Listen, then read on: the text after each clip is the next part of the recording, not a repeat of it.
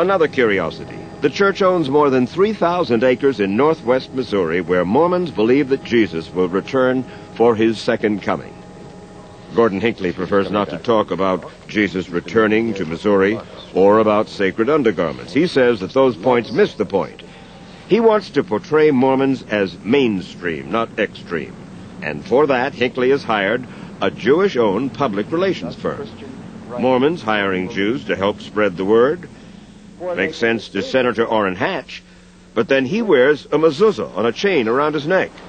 A mezuzah is often put at the entrance to a Jewish home as a reminder of their faith.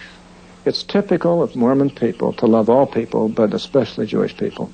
I wear a mezuzah just to remind me, to make sure that there is never another Holocaust anywhere. You see, the Mormon Church is the only church in the history of this country that had an extermination order out against it by Governor Lilburn Boggs of Missouri. We went through untold persecutions.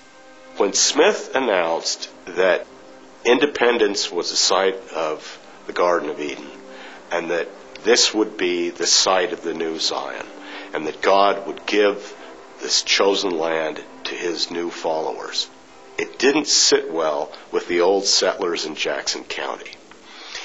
And many of them were very explicit about it. They said, we got along fine with the Mormons. We had no problem with them until Joseph Smith came along with these revelations and told us they were going to take all of our land.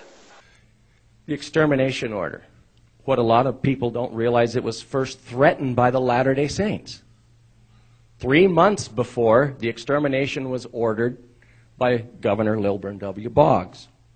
I'm not justifying it. I'm just saying you ought to see both sides. Section 98 of the Doctrine and Covenants is basically a law of retaliation, where God gives you permission to go hunt down and kill your enemies after the third offense.